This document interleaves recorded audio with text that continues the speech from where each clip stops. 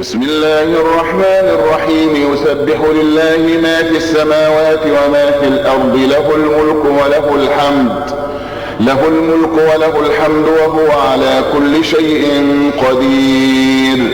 هو الذي خلقكم فمنكم كافر ومنكم مؤمن والله بما تعملون بصير. خلق السماوات والأرض بالحق وصوركم فأحسن صوركم وإليه المصير. يعلم ما في السماوات والأرض ويعلم ما تسرون وما تعلنون والله عليم بذات الصدور.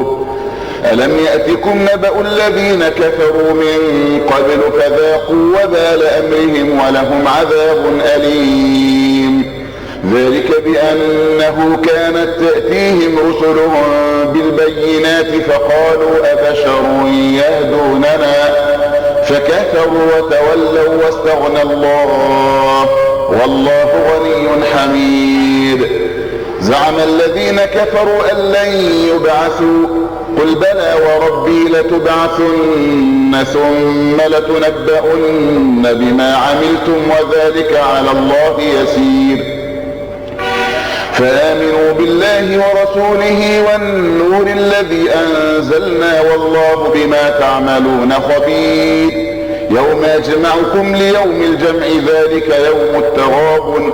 ومن يؤمن بالله ويعمل صالحا يكفر عنه سيئاته ويدخله جنات تجري من تحتها الأنهار خالدين فيها أبدا ذلك الفوز العظيم. والذين كفروا وكذبوا بآياتنا أولئك أصحاب النار خالدين فيها وبئس المصير. ما أصاب من مصيبة إلا بإذن الله ومن يؤمن بالله يهد قلبه والله بكل شيء عليم. وأطيعوا الله وأطيعوا الرسول فإن توليتم فإنما على رسولنا البلاغ المبين. الله لا إله إلا هو وعلى الله فليتوكل المؤمنون.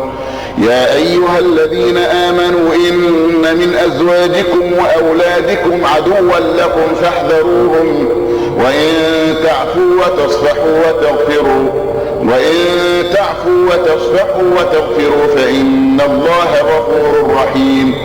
إنما أموالكم وأولادكم فتنة والله عنده أجر عظيم. فاتقوا الله ما استطعتم واسمعوا وأطيعوا وأنفقوا خيرا لأنفسكم ومن يوق شح نفسه فأولئك هم المفلحون.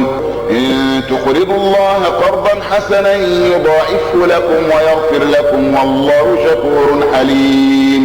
عالم الغيب والشهادة العزيز الحكيم.